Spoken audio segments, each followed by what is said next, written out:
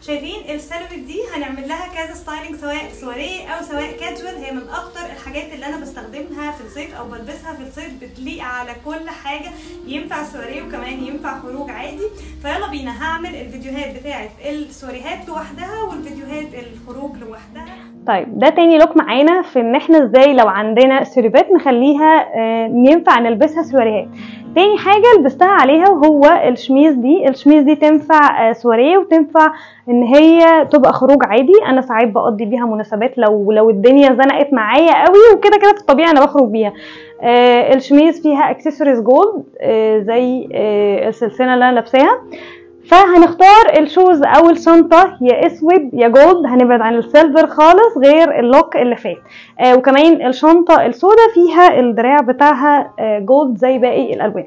فيلا بينا نرجع ورا ونشوف الشوز مع الشنطه مع الاكسسوارز مع الطقم عامه عامل ازاي.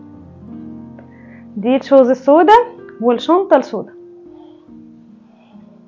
ممكن ندخل كمان الطرحه جوه بحيث ان هي تبقى احسن شويه او تبين ان احنا في مناسبه اكتر.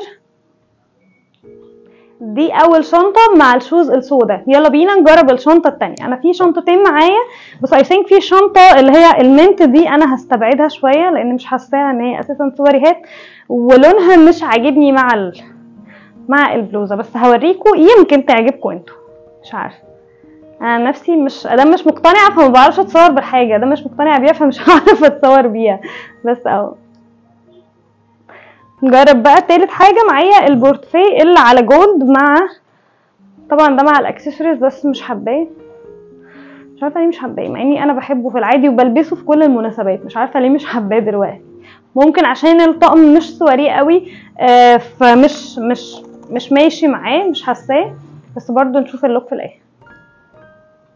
دي كانت اول شوز مع الشنط اللي هي الشوز السوداء. يلا بينا نجرب الشوز اللي على جولد. هتصدقوني لو قلتلكم ان الشوز الجولد عجبتني اكتر برضو من الشوز السوداء. بس حقيقي الشوز دي متعبه قوي، عاليه قوي، وكمان ضيقه. يعني مقاسها حوالي 36 وانا اصلا بلبس 36 ونص 37، فهي ضيقه قوي اهي.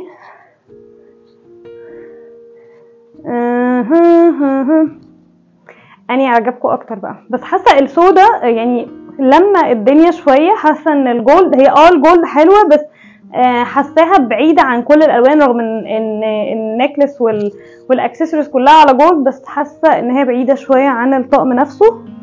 تعالوا نشوفها كده من قريب.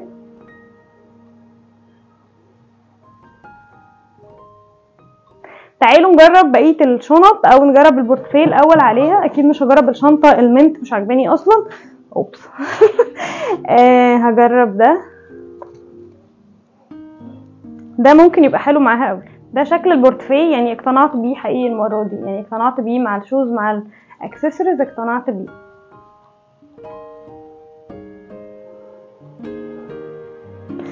قولوا لي رايكم، اني عجبكم اكتر البورتفيه ولا الشنطه؟ هجيبهم جنب بعض.